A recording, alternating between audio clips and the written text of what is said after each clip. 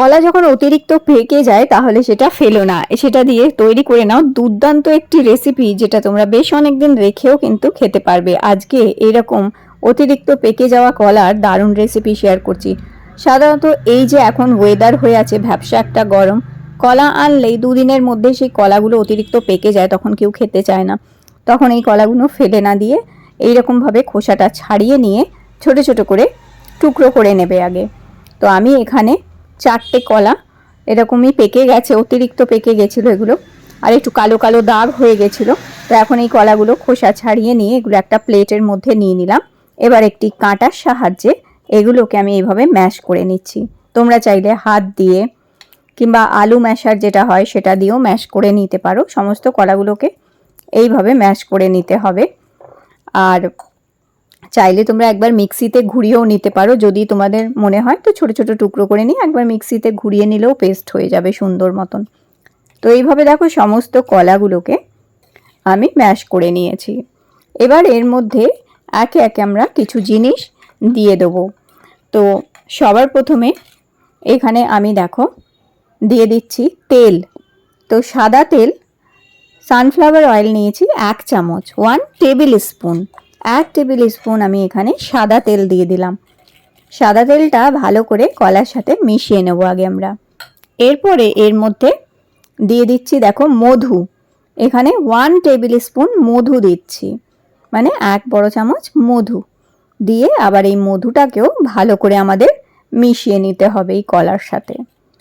ভালো করে মিক্স করে নেওয়ার পর এরপর এর মধ্যে দিয়ে দেবো আমি দালচিনি গুঁড়ো করা। দালচিনি মানে সিনামন, দালচিনি যেটা সাধারণত আমরা গরম মশলায় দিয়ে থাকি, সেই দালচিনি গুঁড়ো 1 ছোট চামচ দিয়ে দিয়েছি।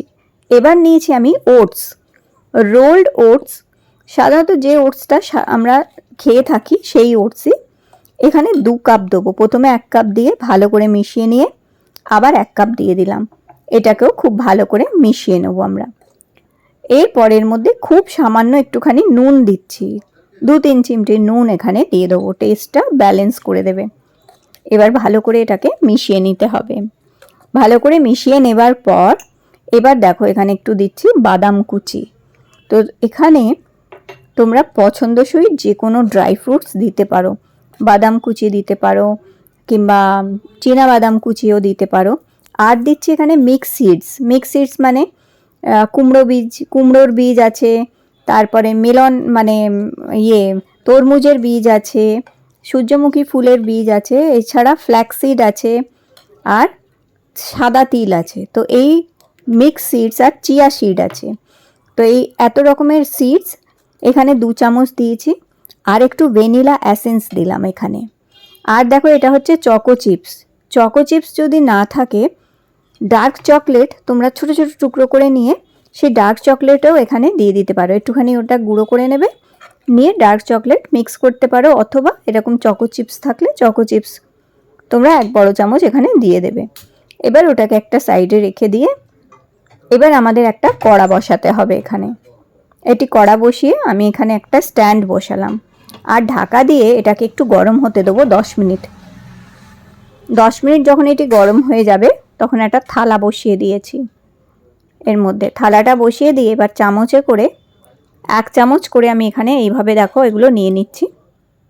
এই মিশ্রণটা 1 চামচ নিয়ে এরকমভাবে থালায় একটু গ্যাপ দিয়ে দিয়ে আমাদের এই থালার মধ্যে দিয়ে দিতে হবে, ঠিক যেমন বড়ি দিই আমরা ওই রকম বড়ির মতনই একটু গ্যাপ দিয়ে দিয়ে আমাদের এরকম থালার মধ্যে দিয়ে একটু চামচটা দিয়ে এরকম চ্যাপটা করে দিতে হবে, যাতে এটা সুন্দর মতন বেক হয়ে যাক। তো এরকমভাবে থালায় যে কটা ধরে সেই কটা আমি এখানে দিয়ে দিচ্ছি। তো মোটামুটি এখানে 5টা থেকে 6টা মতন গ্যাপ দিয়ে দিয়েছি। দেখো এরকমভাবে এটা করে দেওয়ার পরে এবার আঁচটা একদম কমিয়ে দিতে হবে। আঁচ পুরো কমিয়ে দিয়ে এখানে 10 মিনিট এইভাবে ঢাকা দিয়ে রেখে দেবো। আর বাকি যে মিশ্রণটা রয়ে গেছে সেটা আমি ওটিজিতে করে নেব। তো ওটিজির জন্য আমি ওটিজি ট্রেটা নিয়েছি আর একটা বাটার পেপার লাগিয়ে নিয়েছি। তার মধ্যেও এরকমই একই পদ্ধতিতে গ্যাপ দিয়ে দিয়ে আমি এই মিশ্রণটা 1 চামচ করে দিয়ে দিচ্ছি, আর দেখো এরমভাবে চ্যাপটা করে নিচ্ছি। তো যাদের কাছে ওটিজি নেই তারা গ্যাসেতেই অতি সহজেই এই রেসিপিটা তৈরি করে নিতে পারো। দেখো বন্ধুরা, অনেক সময় এই যে বাজারের বিস্কুট হয় তার মধ্যে প্রচুর পরিমাণে চিনি থাকে, ভেজিটেবল অয়েল থাকে, ময়দা থাকে, যেগুলো আমাদের স্বাস্থ্যের পক্ষে মোটেও উপকারী না। তো ওটিজিতেও আমি একই পদ্ধতিতে দিয়ে এখানে 160 ডিগ্রিতে এটা 20 মিনিটসের জন্য দিয়ে দিয়েছি। তো 20 মিনিট এটাকে আমি বেক করার জন্য রেখে দিয়েছি এখানে। চলো এইটা দেখি। এইটা দেখো এক পিঠটা হয়েছে এরকম। এটাকে আবার 10 মিনিট পরে উল্টে দিতে হবে এগুলোকে।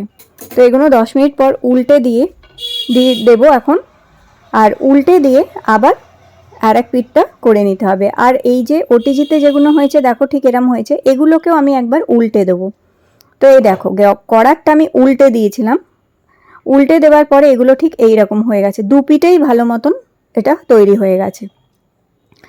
তো কড়াতেও দেখো কত সুন্দর হয়েছে। চলো ওটিজিটাও আমি উল্টে দিয়েছিলাম, দেখো ওটিজিরগুলো একই সুন্দরভাবে কিন্তু রং ধরে গেছে দু পিঠেই, আর বেশ ভালো মুচমুচেও হয়ে গেছে।